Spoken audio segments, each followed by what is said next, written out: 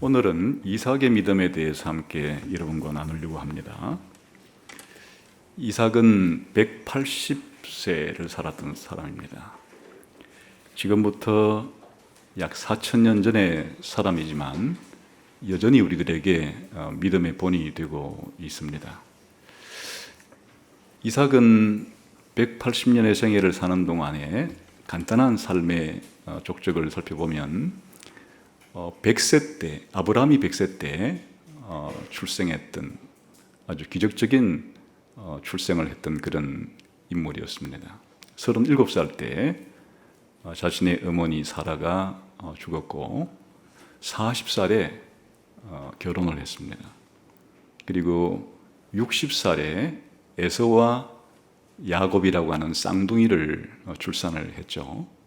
그리고 75세 때 아버지 아브라함도 죽습니다. 그리고 137세쯤 되어서 자기가 이제 죽음이 가까움을 느끼고 자기 아들들에게 축복을 했습니다. 그리고 180세의 생을 마감한 사람입니다. 180세니까 오늘날에 비하면 굉장히 오래 살았던 사람이고 또 거의 동시대를 살았던 자기 아버지 아브라함과 또 자기 아들 야곱, 손자 요셉에 비해서도 비교적 오래 살았던 사람입니다. 아브라함이 175세, 야곱이 147세, 요셉이 110세인데 비해서 180세를 살았으니까 다른 족장들보다 그래도 오래 살았죠.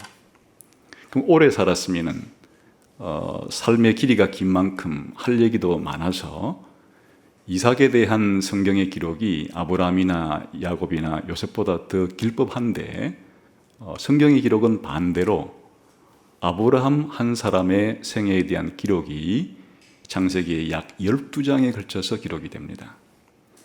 야곱과 요셉도 거의 비슷한 분량의 길이로 기록이 됩니다. 그럼 적어도 이삭은 12장 이상 기록될 법한데 딱 이삭 단독으로 기록된 성경은 한 장밖에 없어요.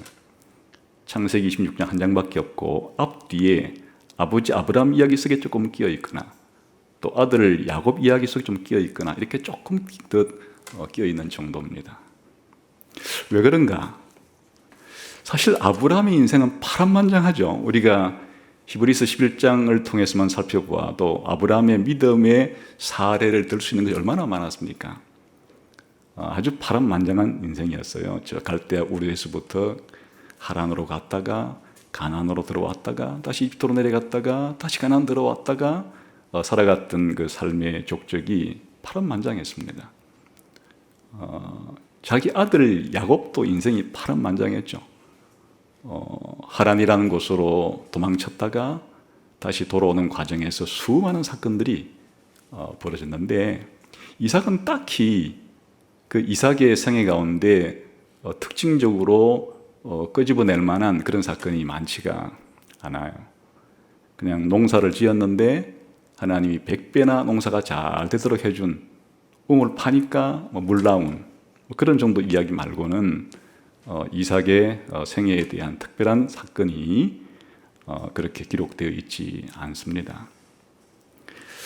그런데 오늘 히브리서 11장은 이러한 이삭의 생애도 믿음의 생애였다.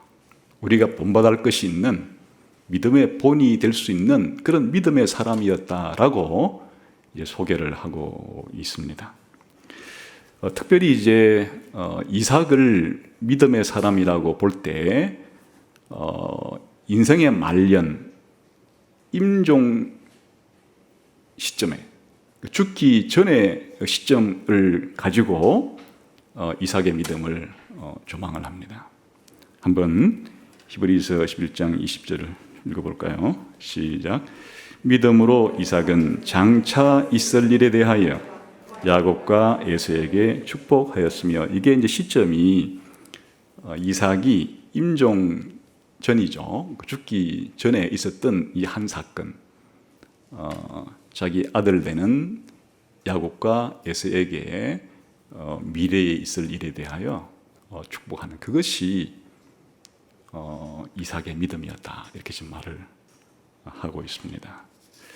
그래서 오늘은 이 짧은 구절을 중심으로 이삭의 믿음에 대해서 네 가지 측면을 살펴보려고 합니다. 첫 번째는 이삭이 야곱과 에서를 축복한 기록이 창세기에 나오는데 그게 이제 창세기 27장이 기록이 되어 있어요. 먼저 그 내용을 살펴봐야 되겠죠.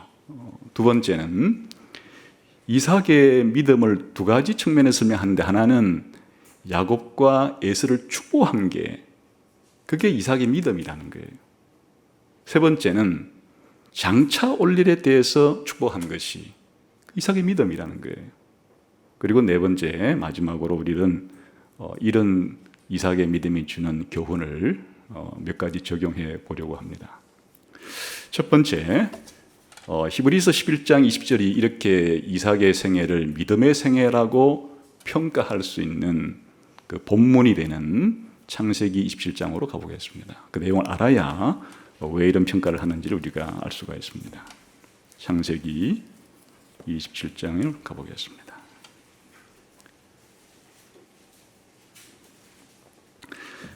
우선 1절부터 이제 4절까지는 이삭이 자기 아들 에서에게 축복을 해주려는 장면입니다. 읽어봅시다. 시작. 이삭이 나이가 많아 눈이 어두워 잘 보지 못하느니 맏아들 에서를 불러 이르되 내 아들아 하매 그가 이르되 내가 여기 있나이다 하니 이삭이 이르되 내가 이제 늙어 어느 날 죽을런지 알지 못하니 그런즉 내 기구 곧 화살통과 활을 가지고 들에 가서 나를 위하여 사냥하여 내가 즐기는 별미를 만들어 내게로 가져와서 먹게 하여 내가 죽기 전에 내 마음껏 네게 축복하게 하라. 그러니까 이제 이삭도 나이가 들었는데 단순히 나이가 든 정도가 아니고 눈이 어두워 잘 보지 못했다. 일종의 안질이라고 할 수 있죠. 눈병이라고도 할 수 있겠어요. 나이가 많아서 눈이 안 보이는 경우도 있을 수도 있겠고 어쨌든 나이가 많아 눈이 보이지 않았다. 이게 이제 그 다음 이야기의 하나의 배경이 되는 거예요. 그 다음 벌어지는 일들이 이삭이 나이가 많았는데 눈이 안 보였기 때문에 일이 벌어지는 것이에요. 그런데 지금 이삭이 누구를 축복해 주려고 하는가 하니까 쌍둥이 중에서 형인 에서를 축복해 주려고 해요. 이게 좀 이상한 거예요. 왜 이상한 거 하니 대개 이제 족장들이 자식들에게 죽기 전에 축복을 다 불러야죠. 다 불러서 공개적으로 각자에게 이렇게 축복을 해주는 법인데 형 에서만 이 속닥하게 불러가지고 지금 이제 축복을 해주려고 한다. 그게 야곱에 대한 관심이 없어요 지금. 그뿐 아니라 이삭에게 축복해 주려는 것도 뭔가 좀 분위기가 이상해요. 야, 네가 이제 나가서 내가 죽기 전에 네가 잡아온 그 내가 좋아하는 별미를 실컷 먹고 복 줄 테니까 가서 빨리 가서 내가 즐기는 별미 만들어 와라. 이 축복해 주는데 맛있는 음식 먹고 복 주려고 한다는 것도 좀 뭔가 이 그 분위기가 좀 심상치 않은 그런 분위기를 이제 풍겨요. 그 다음에 이제 이 이야기가 조금 더 이제 발전되어 가요. 5절부터 봅시다. 시작. 이삭이 그의 아들 에서에게 말할 때 리브가가 들었더니 에서가 사냥하여 오려고 들로 나가며 이제 지금부터 이야기는 또 쌍둥이 중에 하나인 야곱과 어머니 얘기예요. 아까는 지금 아버지 이삭하고 쌍둥이 형 에서와의 지금 대화인데 지금은 이제 어머니와 야곱 사이에 이제 일어나는 대화가 기록이 되어지기 시작하는 거예요. 여기에 이 이야기를 리브가가 들었더라 했죠. 한번 읽어봅시다. 6절부터 계속해서 시작. 리브가가 그의 아들 야곱에게 말하여 이르되 네 아버지가 내 형 에서에게 말씀하시는 것을 내가 들으니 이르시기를 나를 위하여 사냥하여 가져다가 별미를 만들어 내가 먹게 하여 죽기 전에 여호와 앞에서 네게 축복하게 하라 하셨으니 그런즉 내 아들아 내 말을 따라 내가 네게 명하는 대로 지금 리브가가 자기 남편 이삭이 자기 큰아들 에서에게 하는 얘기를 듣고 야곱을 급히 쌍둥이 동생 불러다가 그 이야기를 들려줍니다. 너희 아버지가 너희 형에게 맛있는 음식 먹고 축복해 주려고 한다. 뭐 그런 아버지가 아니에요. 지금 야곱에게 이제 명령을 내리는데 어머니의 할 수 있는 최고의 긴박감을 가지고 이 쌍둥이 야곱에게 뭔가를 지금 지시하고 명령을 내린다는 거예요. 무슨 명령을 내리는가? 그 다음에 봅시다. 9절부터 시작. 염소 떼에 가서 거기서 좋은 염소 새끼 2마리를 내게로 가져오면 내가 그것으로 네 아버지를 위하여 그가 즐기시는 별미를 만들리니 네가 그것을 네 아버지께 가져다 드려서 그가 죽기 전에 네게 축복하기 위하여 잡수시게 하라. 갑자기 음모를 꾸며요. 그 자기 남편이 하려고 하는 일에 대해서 반대되는 행동을 하려고 해요.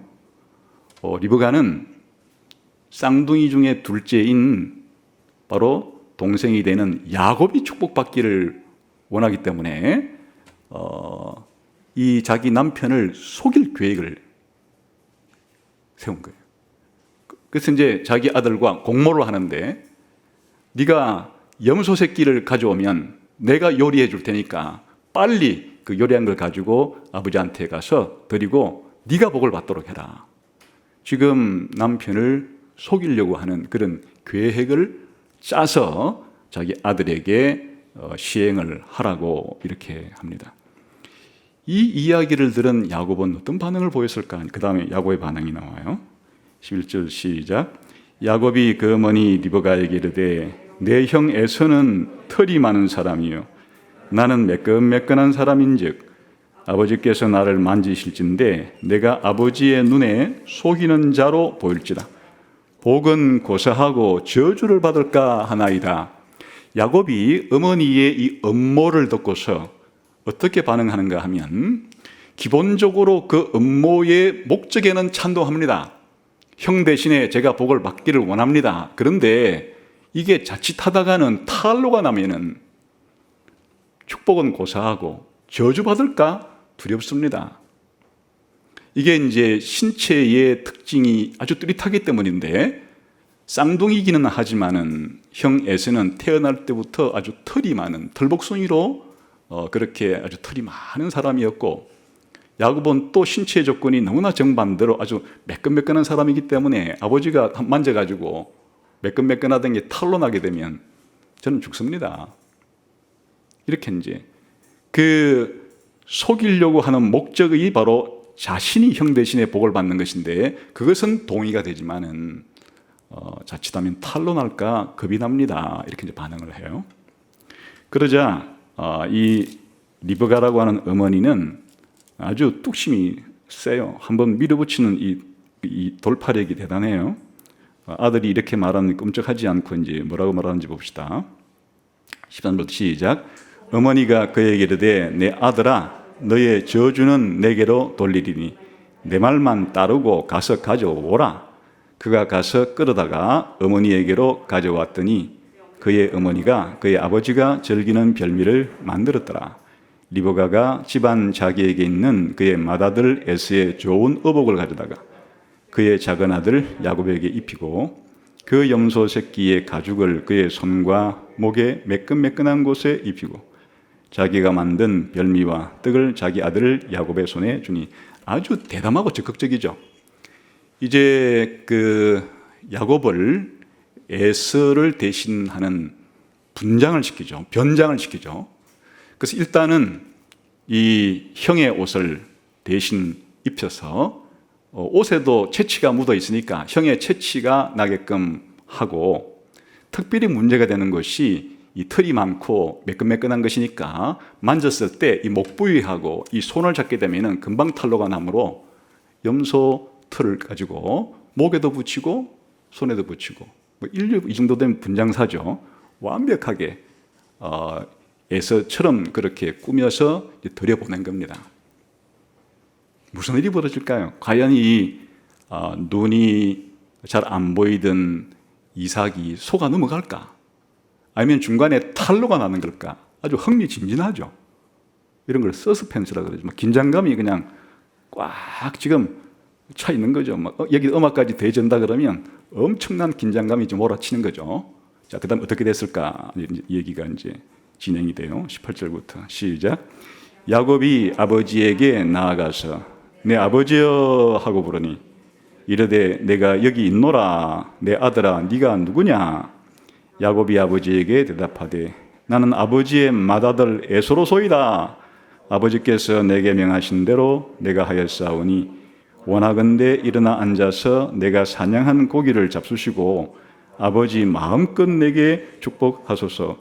뭔가 이제 그 야곱이 그 아버지를 속이려고 했는데 그 평상시 야곱의 성격도 알았는지 몰랐는지 모르겠지만은 뭔가 낌새가 이상함을 느껴요, 일단. 그래서 의심이 들죠. 이삭이 의심이 들죠.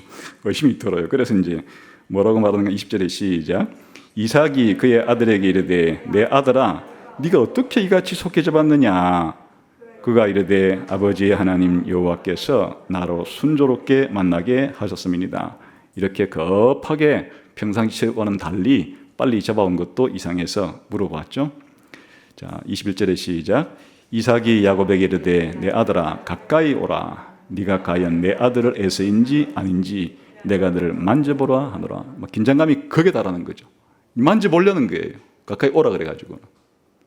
그러면 탈로의 확률이 훨씬 높아지는 거죠. 멀리서만 있을 때보다는. 자, 그래서 그 다음에 어떻게 됐는가 22절 시작. 야곱이 그 아버지 이삭에게 가까이 가니 이삭이 만지며 이르되 음성은 야곱의 음성이나 손은 에서의 손이로다 하여 그의 손이 형 에서의 손과 같이 털이 있으므로 분별하지 못하고 축복하였더라. 아주 기이한 일이, 기이하다기보다는 아직도 이 이삭은 룰은 좀 어두워졌지만은 청력은 들을 수 있는 정도는 남아 있었기 때문에 목소리 변조는 불가능하죠. 목소리를 아무리 연습한다고 해서 목소리에 담긴 성문을 쉽게 바꾸지는 못하죠. 그러니까 분명히 귀로 들을 때는 이게 평상시 야곱 목소리인데 와서 만져보니까 털이 북실북실하니까 에서구나. 참 이상한 노릇이다. 이렇게 하고 또 그거를 밝혀내지 못하고 또 넘어가요. 자, 그 다음에 24절 시작. 이삭이 이르되 네가 참 내 아들 에서냐? 그가 대답하되 그러하니이다. 이삭이 이르되 내게로 가져오라. 내 아들이 사냥한 고기를 먹고 내 마음껏 내게 축복하리라. 야곱이 그에게로 가져가매 그가 먹고 또 포도주를 가져가매 그가 마시고 그의 아버지 이삭이 그에게 이르되 내 아들아 가까이 와서 내게 입 맞추라. 자, 여기까지 이제 기본적으로 이 야곱이 탄론하지 않고 형 에서의 대역을 잘 해서 이제 이삭이 속아 넘어갔다는 얘기입니다. 자, 그러자 이제 여기서부터 이제 이삭이 야곱에게 축복을 하는데 원래 에서에게 주려고 했던 그런 마음 가졌던 축복을 모르니까 에서인 줄 알고 자기는 에서라고 생각하고 이제 축복을 주는데 실제로는 야곱이 축복을 받죠. 그 내용이 지금 27절부터 29절이에요. 읽어보겠습니다. 시작. 그가 가까이 가서 그에게 입 맞추니 아버지가 그의 옷에 향취를 맡고 그에게 축복하여 이르되 내 아들의 향취는 여호와께서 복 주신 밭의 향취로다. 하나님은 하늘의 이슬과 땅의 기름짐이며 풍성한 곡식과 포도주를 내게 주시기를 원하노라. 만민이 너를 섬기고 열국이 내게 굴복하리니 내가 형제들의 주가 되고 내 어머니의 아들들이 내게 굴복하며 너를 저주하는 자는 저주를 받고 너를 축복하는 자는 복을 받기를 원하노라. 이게 이제 야곱에게 준 축복인데 그 내용을 자세히는 몰라도 대충 분위기가 뭔지 아시겠죠? 아주 하나님이 복을 주시는데 풍성하게 땅에 곡식과 포도주가 풍성한 번성하는 복을 받을 수 있도록 이것은 이제 가나안 땅에서의 나는 이 소산물이 포도주와 곡식과 포도주가 대표적인 것이에요. 그러니까 하나님이 약속한 이 가나안 땅에서 네가 번성하고 아주 복을 많이 풍성하게 받기를 원한다. 그런 이야기고 또 만국이 너에게 와서 절을 하게 될 거다. 너를 축복하는 자는 축복을 받을 거고 너를 저주하는 자는 저주를 받을 거다. 어디서 들어본 얘기죠? 하나님이 아브라함 불렀을 때 아브라함에게 해준 그 약속의 분위기를 풍기는 그런 내용으로 복을 주고, 또 하나 내 형제들의 주가 된다 하는 이야기는 야곱이 태어날 때 리브가가 뱃속에서 뭔가가 너무너무 불편하기 때문에 물어보니까 하나님께서 계시를 해줬죠. 너의 태중에 두 국민이 있구나. 서로 싸우는데 큰 자가 어린 자를 섬기게 될 거다 하는 그 이야기를 기억하고 있기 때문에 여기서 네 형제들의 주가 될 것이다, 이런 내용으로 이제 지금 축복을 해줬다, 지금 그런 이야기입니다. 자, 그 다음에 30절부터 시작. 이삭이 야곱에게 축복하기를 마침에 야곱이 그의 아버지 이삭 앞에서 나가자 곧 그의 형 에서가 사냥하여 돌아온지라. 기가 막힌 타이밍이에요. 만일 10분만 늦었으면 탈로가 날 뻔했어요. 아니 5분만 늦었어도 1분만 늦었어도 딱 야곱이 속여서 축복을 받고 나가자마자 헐레벌떡 에서가 뛰어오는 장면이에요. 그럼 이제 에서는 어떻게 될까? 그 다음에 31절부터 시작. 그가 별미를 만들어 아버지에게로 가지고 가서 이르되 아버지여 일어나서 아들이 사냥한 고기를 잡수시고 마음껏 내게 축복하소서. 그의 아버지 이삭이 그에게 이르되 너 누구냐?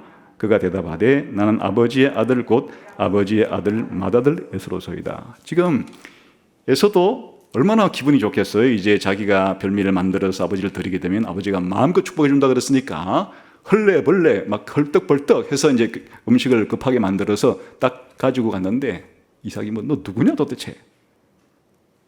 그러니까 아니 아버지 제가 맏아들 에서입니다. 무슨 소리 하시는 겁니까? 이렇게.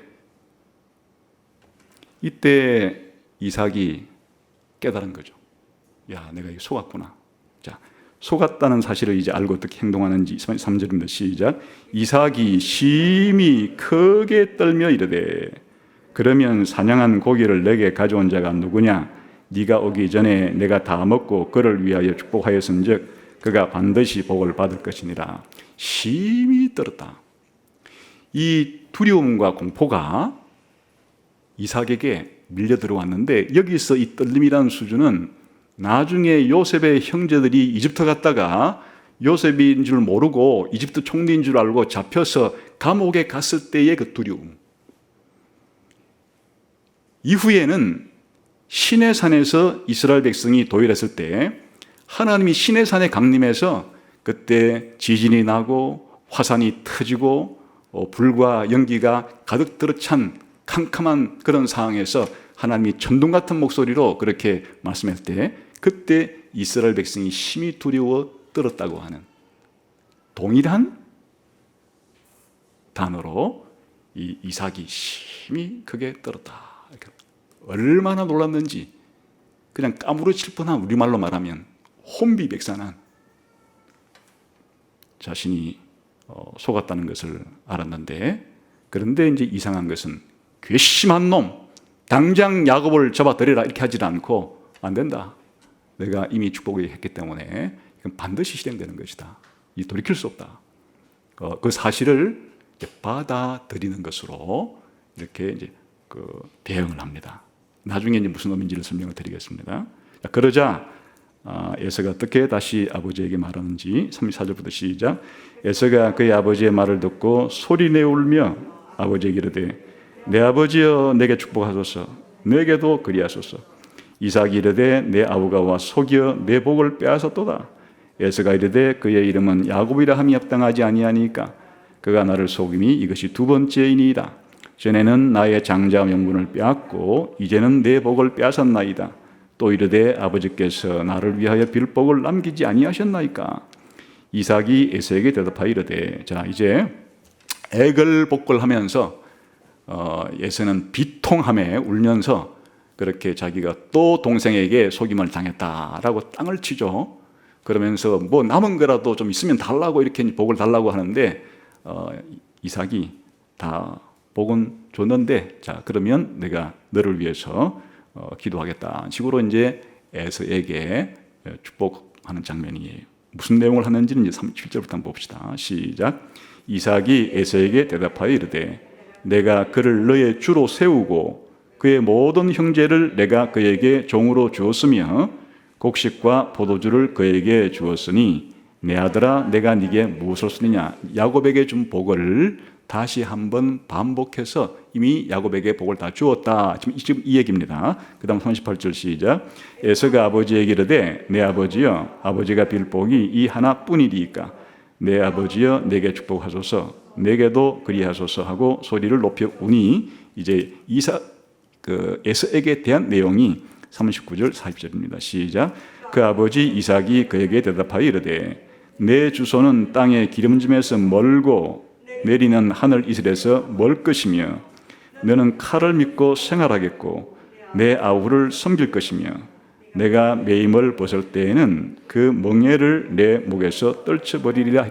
이게 이제 에서에 대한 축복이라고 불리는 부분인데 축복 같지도 않죠. 지금 아까 하늘의 이슬과 땅의 기름짐은 하늘에서 내리는 비로 인해서 땅이 비옥해져서 풍성한 소출물을 낼 거라 그랬는데 너는 그런 곳에 못 산다. 이렇게 네가 앞으로 살 곳은 너의 후손이 살 곳은 그런 곳이 아니고 황량한 곳이 될 것이다.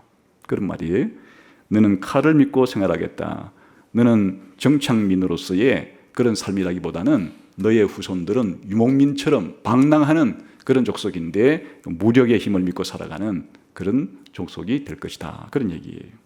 그 다음에 네 아우를 섬기게 될 것이다.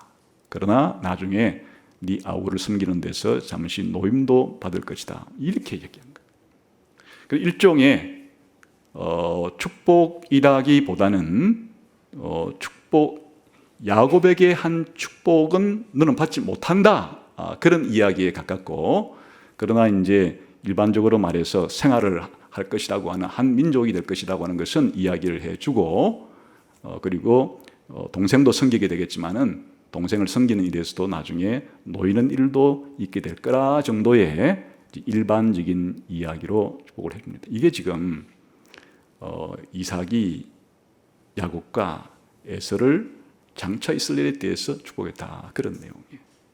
여기에 이제 보충 설명이 하나 들어오는데 여기에 이렇게 끝이 나지를 않고 속은 것을 안 에서가 자기 동생을 죽이려는 마음을 먹었어요. 그 이야기가 41절부터 45절까지의 이야기인데 그래서 이제 어머니 리브가가 이러다가는 자기 자식 둘을 다 잃게 생겼어요.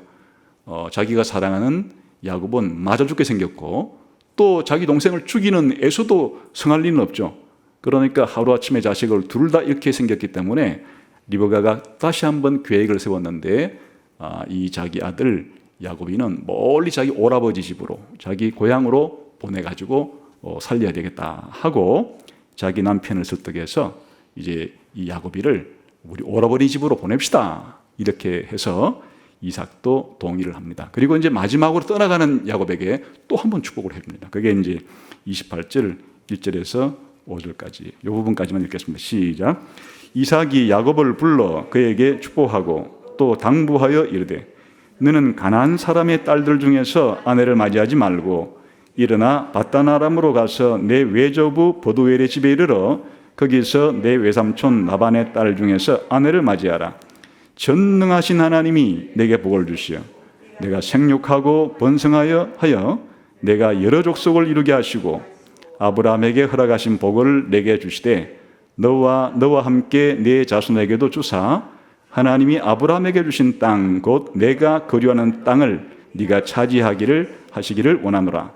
이에 이삭이 야곱을 보내매 그가 밧단 아람으로 가서 라반에게 이르렀으니 라반은 아람 사람 버두엘의 아들이요 야곱과 에서의 어머니 리브가의 오라비더라. 여기에는 아까 자기가 에서에게 축복하려고 에서인 줄 알고 축복했던 그 내용이지만은 이제 실제로 복을 받은 자가 야곱인 것을 알고 그대로 인정하면서 이 밧단 아람으로 하란으로 떠나는 야곱에게 다시 축복할 때는 내용이 아주 더 구체적이에요. 한번 보세요. 4절을 다시 잘 보세요. 시작.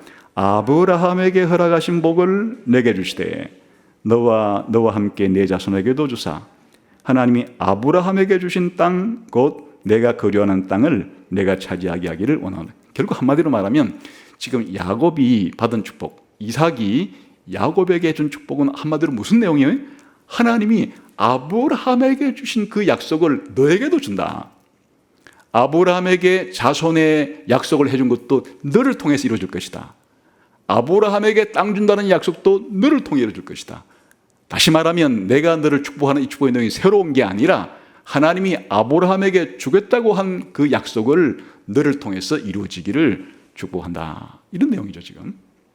자, 그러면 이게 그 창세기에 기록된 이삭이 임종 직전에 장차될 일에 대해서 야곱과 에서에게 축복했다는, 여기에 이삭의 믿음이 무슨 내용이 나와요? 이게 뭐가 지금 이삭의 믿음이에요?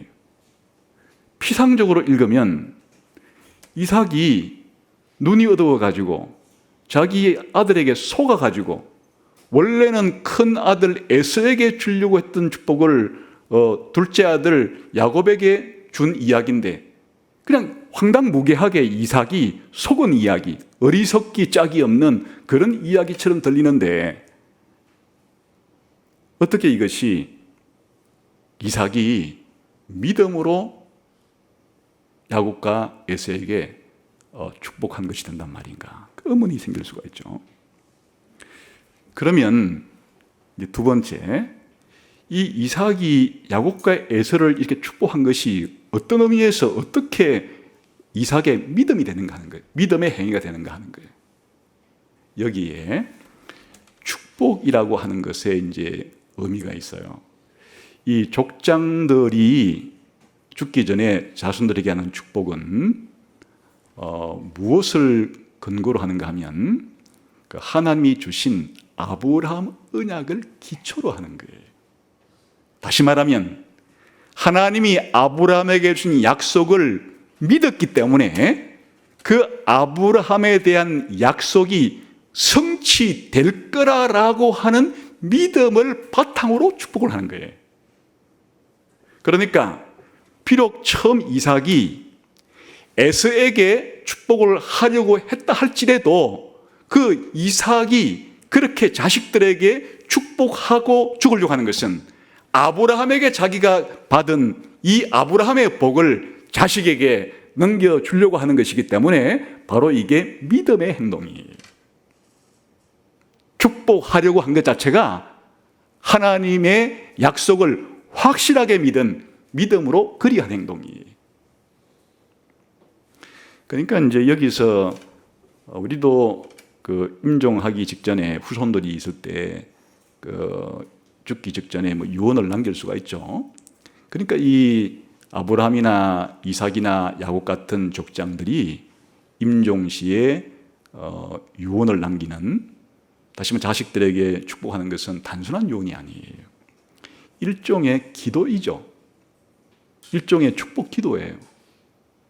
기도라는 것은 지금 이삭이 자기가 가진 능력을 가지고 자기 힘으로 자식에게 복 준다는 얘기가 아니에요. 기도라는 것 자체가 전능하신 하나님이 해 주실 것을 하나님이 하시는 일에 대해서 하나님이 하셔달라고 그렇게 간구하는 것이니까 기도를 한다는 것 자체가 믿음이 담긴 표현이에요. 내가 할 수 있는 일이 아니에요. 하나님이 하시는 일인데 하나님이 하시는 일에 대해서 그렇게 해달라고 하는 것이니까 이 축복이 축복 기도의 형식을 띠지만은 여기에 믿음이 담긴 행동이에요. 그러나 이 족장들의 축복 기도는 단순한 기도 이상이에요. 단순한 기도라면 희망사항을 표현한 것인데 족장들의 이 마지막 축복은 일종의 예언이에요.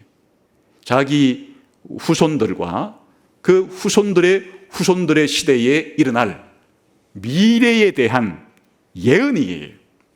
그러니까 이 예언은 무엇을 바탕으로 하는가 하면 바로 하나님의 약속을 기반으로 그렇게 예언을 하는 것이에요. 그렇기 때문에 이 축복이 바로 이삭의 믿음의 표현이 되는 겁니다.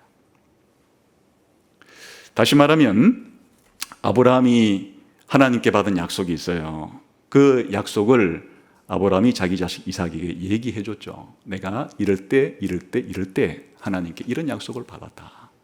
그래서 하나님이 아브라함에게 한 약속을 이삭이 들었을 때 그걸 믿은 거예요. 그뿐 아니라 하나님이 직접 2번씩이나 창세기 26장에 보면 아버지가 죽고 난 이후에 하나님이 이번에는 직접 이삭에게 2번 나타나서 아브라함에게 했던 약속을 그대로 다시금 반복을 해줬어요. 직접 자기 귀로도 2번이나 들은 거예요.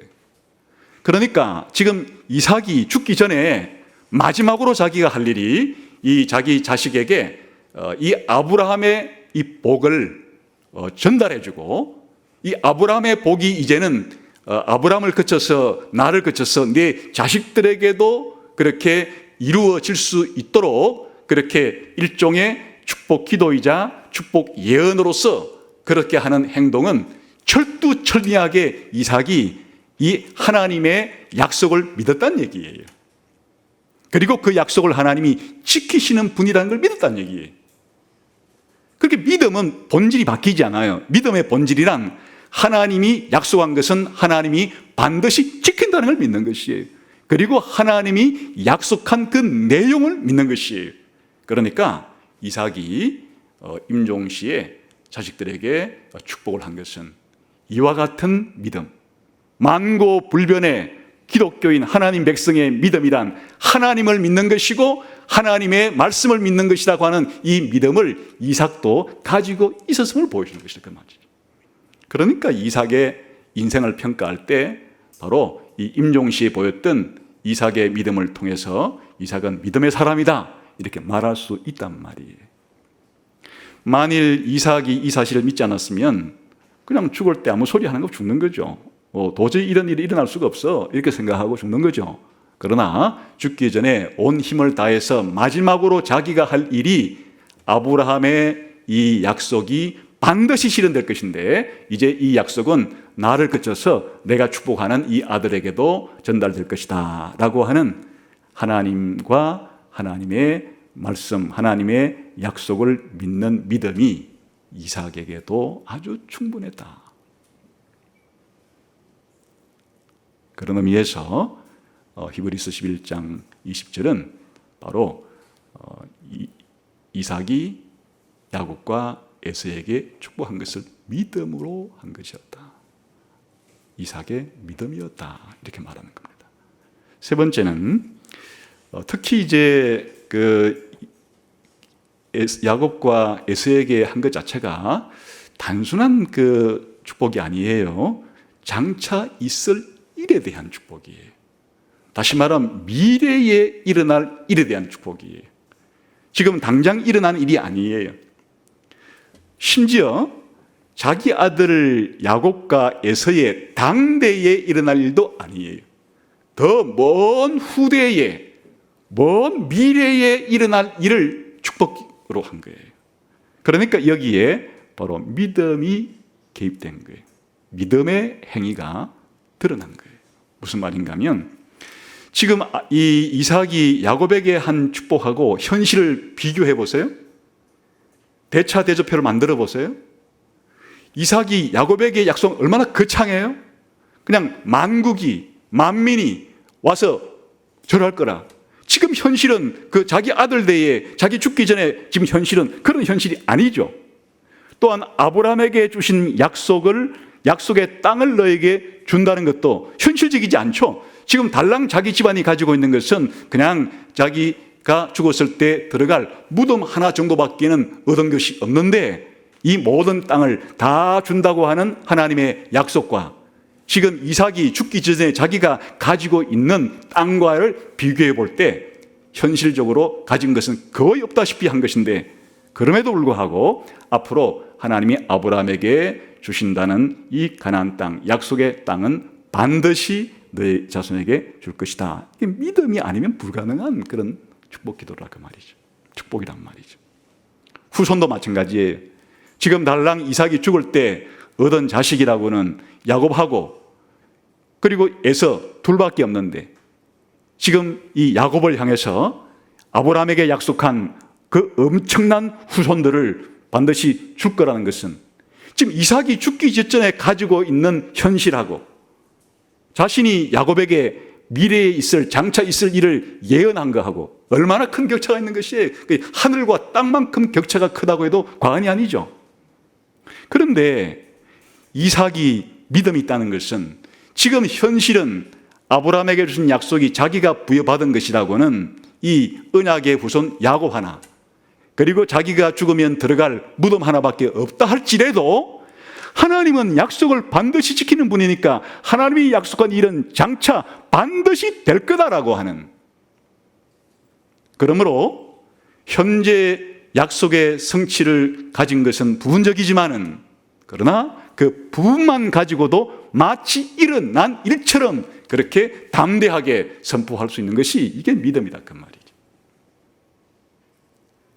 그러니까 히브리서 11장이 말하는 믿음은 히브리서를 11장을 시작하면서 벌써 그렇게 말해준 거란 말이죠. 믿음이 뭐냐? 바라는 것, 소망하는 것, 미래에 일어날 일이지만은 그 미래에 일어날 사건들이 마치 현재 일어난 일처럼 살아가는 것. 이 믿음의 정의에 그대로 이삭도 부합하는 것이에요. 이삭 또한 히브리서 11장 1절이 말한 그 믿음을 가졌던 것이에요. 보이지 않는 것들의 증거다. 보이지 않는 것이지만 보는 것처럼 확실하게 생각하고 살아가는 것. 이삭이 그랬단 말이죠. 자신이 야곱에게 축복한 장차 될 일은 눈에 보이지 않는 일이긴 하지만 마치 눈에 생생하게 보는 것처럼 하고 축복할 수 있다는 것 자체가 바로 이삭의 믿음을 보여주는 것이다. 그런 면에서 히브리서 11장 13절은 이 믿음의 조상들은 이때 아브라함이 되었건 이삭이 되었건 또 그 아들 나중에 야곱이 되었건 요셉이 되었건 다 믿음을 따라 죽었으며, 이 구절에 대한 사례이기도 한 거예요. 아브라함만 그런 게 아니고 이 이삭 또한 믿음을 따라 죽은 사람이에요. 임종할 때 죽음에 임박해서 바로 바라는 것들을 실상화시키고 보이지 않는 것들을 눈에 보이는 가시화시키는 이런 믿음을 가지고 바로 죽을 때 이 믿음을 확실하게 드러낸 그런 사람이다 하는 것을 보여주는 겁니다. 그러니까 믿음이란 그 본질이 바뀌지를 않아요. 오늘 우리가 가지는 믿음이나 4,000년 전에 이삭이 가진 믿음이나 믿음의 본질이 바뀌질 않아요. 믿음의 본질은 바로 이렇게 미래적인 장차 일어날 일이긴 하지만 마치 우리들이 현재 일어난 일처럼 확신할 수 있는 것이, 그렇게 살아갈 수 있는 것이 바로 믿음의 능력이고 믿음의 역할이고 믿음의 증거다 하는 것이에요. 이삭은 이런 면에서 믿음을 가진 사람이라고 말할 수가 있겠다 하는 것이죠. 마지막 이것을 우리 삶 속에, 오늘 우리의 삶 속에 어떻게 적용하면 좋겠습니까? 첫 번째, 우리가 아까 창세기 본문을 보게 되면 한 가지 알 수 있는 사실은 이삭은 약점이 많은 사람이에요. 이삭은 그렇게 말년에 자기 아버지 아브라함이 그 하나님이 자식까지도 번제로 바치라고 했을 때에 가졌던 믿음의 절정을 경험하지는 못했어요. 또 나중에 이 자기 아들 야곱이 역시 나이가 들어서 눈이 어두웠을 때 보였던 영적인 통찰력도 가지지를 못했어요. 이삭의 이 마지막 축복 장면을 시작할 때 나이가 많아 눈이 어두웠다 하는 것은 신체적인 표현이긴 하지만 그 배후에는 단순히 이삭이 육신의 눈만 어두웠던 것이 아니라 영혼의 눈이 어두웠다, 영적인 눈이 어두웠다 하는 것도 함께 보여주어요. 왜 그런가 하니 이삭이 자기 아들 에서를 편애한 것 자체가 이게 영적으로 도덕적으로 눈먼 행동이에요. 한번 이삭이 왜 이렇게 그 자기 아들 에서를 특별하게 편애했는가? 지극히 육신적인 동기 때문에 그런 거예요. 한번 25장을 잠깐 가보겠어요. 창세기 25장.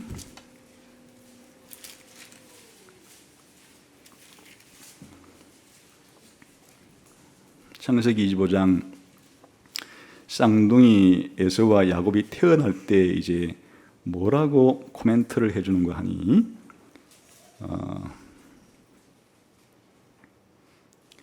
28절, 창세기 25장 28절 한번 읽어봅시다. 시작. 이삭은 에서가 사냥한 고기를 좋아하므로 그를 사랑하고 리브가는 야곱을 사랑하였더라. 여기에 이삭의 문제만은 그 신앙적이고 도덕적으로 아주 부족한 사람이라는 것을 잘 보여줘요. 지금 쌍둥이가 났는데 그 두 부부가 힘을 합쳐서 쌍둥이를 사랑해도 모자랄 판에 지금 집안에 아버지하고 이 어머니 사이에 심각한 분열이 생겼어요. 아버지는 큰아들을 좋아하고 또 어머니는 그 둘째 아들 동생을 좋아하는데, 특별히 이 이삭이 그 에서를 좋아한 이유가 정말 과간이에요. 왜 좋아했는가? 에서가 사냥한 고기 맛에 중독이 된 거예요. 에서가 사냥해서 잡아오는 그 고기를 좋아하기 때문에 고기 잡아오는 별미를 만들어주는 에서를 사랑했다. 물론 부모가 자식을 사랑하는 것은 본능적이라 그랬죠. 당연한 것이에요. 근데 이렇게 편애하는 것은 문제가 있는 거죠. 도덕적으로 문제가 있고 또 신앙적으로 문제가 있는 행동이죠. 거기다가 또 편애하는 이유조차가 이 에서가 너무나 영적으로 걸출하고 하나님을 잘 섬기고 인품이 훌륭하고 이래서 동생 속이는 동생보다는 형이 좀 나은 것 같다, 이래서 좋아한다 그러면야, 편애하는 것 자체는 나쁘지만은 그 동기는 우리가 인정해 줄 수가 있는데 동기 자체가 지극히 육적이에요. 식욕 때문에 편애했다. 그래서 27장에 보게 되면 이 이삭이 자기가 죽기 전에 에서에게 축복해 주는 이유를 설명할 때 그 얘기가 나옵니다. 내가 즐기는 별미를 빨리 만들어 와라. 내가 마음껏 먹고 마음껏 축복해 주겠다. 이 27장에서 이 별미가 이 신약 성경 전체에서 잠언에 딱 한 군데 빼놓고는 여기 소복해 나와요. 이삭이 또 별미도 그냥 별미가 아니에요. 내가 사랑하는, 내가 즐기는, 내가 아끼는, 내가 인생의 가장 낙으로 삼는 이런 그 별미를 만들어 와라. 물론 사람이 음식 맛있게 먹는 것 자체를 탓할 이유가 없죠. 근데 이삭의 이 행태 자체는 두 아들 가운데 하나들을 지극히 사랑하는 그 동기로서 가장 강력한 동기로 들어와 있는, 쉽게 말하면 나이가 이렇게 먹도록 이삭의 신앙이 그렇게 성장하지 못했다는 뜻이에요. 그렇게 아름다운 모습으로 인생을 보내지 못했다는 뜻이기도 해요. 말년에 이 족장이라도 모두가 다 아브라함처럼 생애 말년에 그런 빛나는 믿음의 절정기를 구가한 것은 아니라 그 말이죠. 이렇게 이삭처럼 될 수도 있어요. 이것이 이삭에게는 식욕이지만은 우리 모두에게는, 어떤 사람에게는 돈에 대한 욕심, 물욕일 수도 있고, 어떤 사람에게는 명예에 대한 욕심, 명예욕일 수도 있고, 어떤 사람에게는 권력에 대한 욕심, 권력욕일 수도 있고, 어떤 사람에게는 성적인 욕심일 수도 있고, 다 우리로 하여금 우리를 죄짓게 만드는, 우리를 하나님의 백성답지 못하게 만드는 각종 우리 속에 내재해 있는 죄의 욕망에 굴복한 모습, 하나님의 뜻에 굴복하기보다도 내 안에 있는 욕망에 굴복한 모습으로 우리 인생 말년에 도달할 수도 있다 그 말이죠.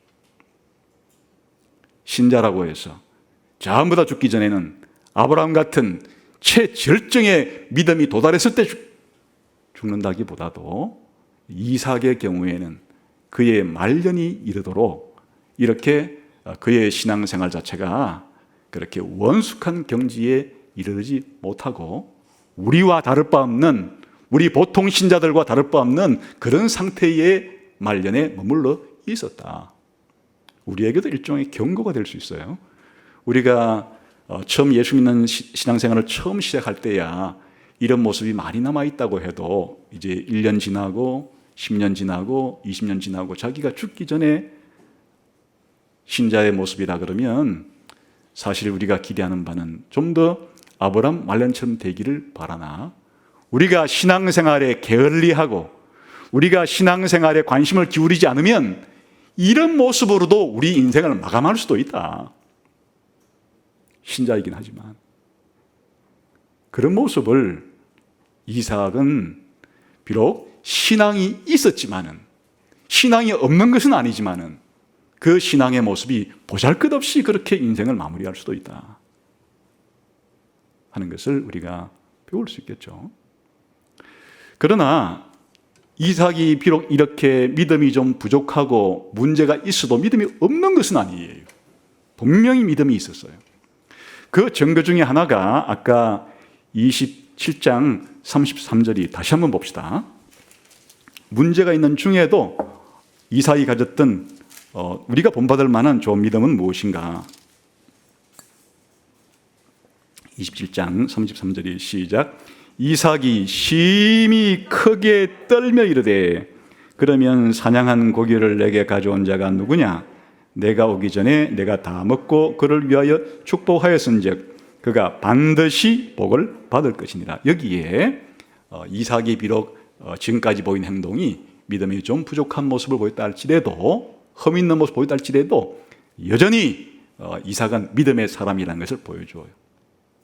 힘이 떨었다는 얘기는 자기가 단순히 속았기 때문에 야곱에게 속은 것이 불이 나가지고 떨은 것이 아니에요. 내가 하나님의 말씀을 자칫하다가는 어길 뻔했거나라고 하는 두려움이죠. 회개로 인한 떨림이에요. 왜 그런가 하니 하나님이 이미 가르쳐 준 사항이에요.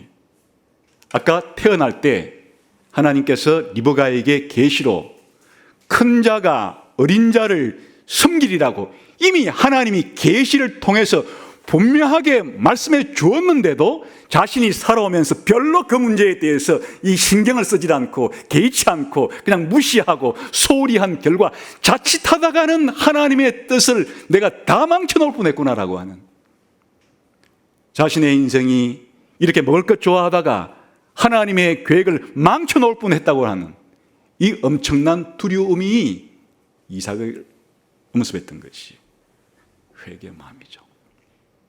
그리고는 한번 하나님께서 비록 내가 속아서 축복을 한 것이지만은 내가 한 축복은 하나님께서 약속한 사항을 믿음으로 한 것이기 때문에 되돌이킬 수가 없다, 다시 반복할 수 없다라고 하는 것은 하나님의 뜻을 겸허하게 받아들인다는 믿음의 표현이죠. 내가 실수할 뻔했다가 하나님이 바로잡아 주셨지만 그래도 하나님 저는 고집을 부리겠어요. 저는 그래도 끝까지 그냥 다시 이거 야곱 불러다가 취소시켜버리고 에서에게 다시 줄래요, 이렇게 하지를 않고 자기가 잘못한 것에 대해서 분명하게 깨달았을 때 그것을 인정을 하고 하나님의 뜻에 완전히 자기를 다시금 순종하고 복종시키는 것은 믿음의 행동이죠. 이게 중요한 거예요.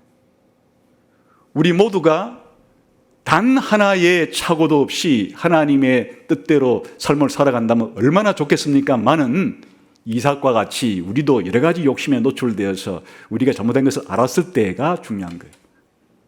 아, 내가 하나님의 뜻대로 살지 못했었구나, 내가 하나님 말씀을 어겼구나, 혹은 또 어길 뻔했구나 라고 생각할 때 자기 자신을 뒤집어서 다시금 바로잡고 하나님의 주권에 온전히 복종하고자 하는 이런 것은 믿음의 자세예요.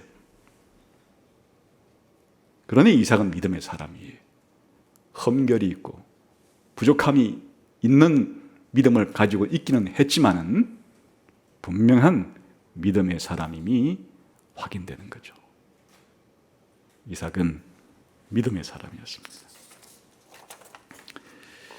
여기에 또 하나 우리가 생각해 볼 점은 이삭은 아브라함과 나중에 야곱과 요셉과 동등한 그런 믿음을 가졌다는 것을 알 수 있다고 그랬죠. 무엇인가 하면 아브라함 언약이 반드시 성취된다고 하는 믿음. 이건 다른 말로 말하면 하나님은 믿을 수 있는 분이라는 것을 믿은 것이에요. 하나님은 자신이 아브라함에게 약속한 것은 천하 없어도 반드시 하나님은 지키실 것이고 지킬 능력이 있다는 그런 믿음이고, 그러니까 하나님의 약속은 내가 반드시 믿을 수 있다는 것이에요. 이 믿음을 이삭은 공유한 것이에요. 아브라함과 야곱과 요셉 같은 믿음을 공유한 것이에요. 오늘 우리도 마찬가지예요. 오늘 우리 신자들이 하나님을 믿는다, 예수님 믿는다 하는 것도 바로 이 믿음의 연장선상에서 본질적으로 동질의 믿음이에요. 우리도 지금 그걸 믿는 것이에요. 하나님은 반드시 자신이 말씀하신 것은 지키고야 마시는 신실한 분이라는 걸 믿고 있잖아요. 또 그 말씀이 성경이기 때문에 성경에 기록된 하나님의 약속은 반드시 이루어진다는 것을 믿고 있잖아요. 오늘 이러한 믿음을 이삭도 가지고 있단 말이죠.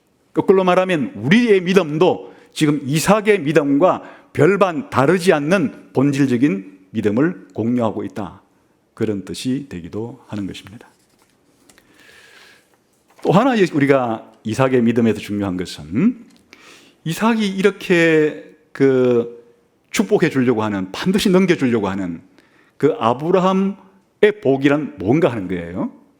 비록 처음에는 실수해서 하나님이 태어날 때부터 에서를 아니라 야곱에게 아브라함 복을 전달해 주라고 하는 것을 중간에 자기의 실수로 잘못할 뻔했었지만은, 그러나 결국에 야곱에게 이 복을 전달해 주고, 또 야곱은 또 결사적으로 그 복을 받아내려고 하고, 에서는 별로 처음에는 관심이 없었던 그런 문제인 이 야곱에게 주신 이 아브라함의 복이라는 게 뭔가 하는 거예요.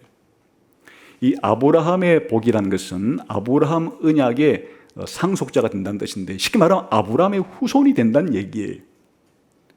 여기에 에서는 비록 이삭의 아들로 태어났지만 그 언약에서 제외가 됨으로써 아브라함 후손이 아니에요. 야곱만이 아브라함의 후손이에요.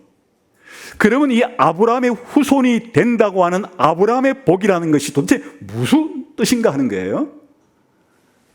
신약 시대의 용어로 바꾸면 갈라디아 3장에 잘 드러냈는데, 예수를 믿는 사람은 누구나 아브라함의 후손이다. 오늘날 신약 시대로 말하면 예수 믿는 복이 바로 아브라함의 복이에요. 그럼 이 아브라함의 복이라는 것이 구약 시대는 어떤 의미를 가지는 거 하니까, 바로 아브라함의 언약의 계승자가 되어야 아브라함이 이삭을 낳고 이삭이 야곱을 낳고 해서 야곱으로부터 예수님의 족보에까지 이르는 거예요. 다시 말하면 어디까지 연결되는 거니까 그리스도에까지 연결이 되는 거예요. 구약 시대의 아브라함 언약의 계승자들은 그리스도의 조상들이 되는 거예요. 신약 시대로 말하면 예수 믿는 사람이 되는 거예요. 복이란, 왜 이 아브라함의 복을 받는 것이 중요하냐? 그리스도와 연결되기 때문에, 그리스도를 믿는 문제이기 때문에, 예수님과 연합되는 문제이기 때문에 생사를 좌우하는 중요한 문제예요. 그것이 이삭이 믿음으로 축복한 축복의 내용이에요. 이렇게 구약시대로 말하면 앞으로 올 메시아의 조상이 되고, 신약시대로 말하면 예수 믿는 사람이 된다는 것은 그럼 또 무엇을 의미하느냐? 교회의 일원이 된다는 이야기예요. 야곱의 후손들은 교회를 구성하고 에서의 후손들은 세상을 구성하는 두 집단으로 분류될 때, 아브라함의 복을 받은 사람이어야 교회라고 하는 하나님의 백성이라고 하는 공동체에 소속이 될 수 있기 때문이에요. 마지막으로 아브라함의 복을 받은 사람이어야 아브라함의 후손이 되어서 아브라함에게 약속한 영원한 천국을 선물로 받을 수 있기 때문이에요. 그러니까 이 이삭이 믿음으로 축복한 이 축복의 내용인 아브라함의 복이라는 것이 얼마나 중요한 것인가. 세상에 이보다 더 중요한 것이 없는 그런 복이 바로 아브라함의 복이라는 것이에요. 여러분, 오늘 저와 여러분이 예수님을 믿었다면 이삭의 축복을 받은 사람과 동일한 것이에요. 야곱처럼 아브라함의 복이 너를 통해서 이루어질 것이다 라고 하는 그 축복이 바로 여러분들에게도 똑같은 이삭의 축복이 여러분에게 임한 사람들이 바로 신자들이 된 거예요. 얼마나 놀라운 일입니까? 우리 신자들은 아브라함의 복을 받은 사람들이다. 마지막으로 한 가지 여기서 중요한 사실은 이삭이 하나님의 뜻을 배웠지만은 무시하고 경시하고 소홀히 하다가 이삭의 실수로 하나님의 뜻이, 하나님의 계획이 무산될 뻔한 위기에 처했으나 하나님은 신실하기 때문에 이런 과정을 다 사용해서 이 잘못된 것까지도 전화위복을 시켜서 결국에는 자신의 계획을 이루어 가신 하나님의 능력을 보세요. 실제로 리브가와 야곱이 음모를 짜가지고 그 음모에 의해서 이루어진 일은 해도 뒤집어 놓고 보면은 그러한 과정조차도 하나님이 섭리해서 결국에는 태어날 때 하나님이 계시해 준 그 계시는 하나님의 계획이고 목표이죠. 하나님의 계획대로, 하나님 목표대로 이런 방법을 통해서도 하나님은 자기의 계획을, 자기 약속을 이루어 가시는 분이시다. 그러므로 여러분, 우리가 신앙생활 하다가 우리의 연약함 때문에 또 이 세상 불신자들의 악함 때문에 하나님의 계획이 어긋나는 것이 아니야, 이루어질 수 없는 것이 아니야, 그런 염려는 할 필요가 없어요. 하나님께서 이 세상의 불신자의 죄와 악을 하나님께 심판하시지만 그럼에도 불구하고 그러한 불신자들도 하나님이 사용해서 또 우리 신자의 불완전함과 신자의 연약함과 신자의 어리석음에도 불구하고 하나님은 신실하신 분이시다. 자신의 약속은 반드시 지켜가신다. 하나님은 위대한 분이시다 라고 하는 사실을 다시 한번 믿을 수 있게 만들어주는 것이, 이제 세상에 나가서 일주일 동안 살아가고 또 여러분의 남은 생애 동안 살아갈 때 이삭의 믿음을 생각하시고 담대히 이삭과 동일한 믿음을 가지고 그렇게 우리의 먼 미래에 대해서, 영원한 나라에 대해서 현재처럼 느끼고 나 자신만을 위해 기도할 것이 아니라 내 자식들을 위해서도, 아니 내 부모와 형제를 위해서도 마치 이삭이 야곱에게 복을 빌어주듯이 우리들이 이삭과 같은 족장은 아니지만은 그들의 삶 가운데 하나님의 계획과 복이 이루어질 수 있기를 위해서 기도하는 것은 대단히 중요한 것입니다. 이런 여러분 되시기를 주님의 이름으로 축원합니다. 기도하겠습니다. 신실하신 하나님, 좋으신 하나님, 위대하신 하나님 감사합니다. 비록 부족함이 많았던 이삭이지만 이삭의 믿음을 사용하셔서 또 하나님의 계획을 이루어 가신 것을 감사합니다. 저희들도 오늘 21세기 한국 땅에 살아가는 이삭과 같이 믿음의 행보를 계속 이어갈 수 있는 저희 모두가 되게 해 주옵소서. 예수님 이름으로 기도하옵나이다. 아멘.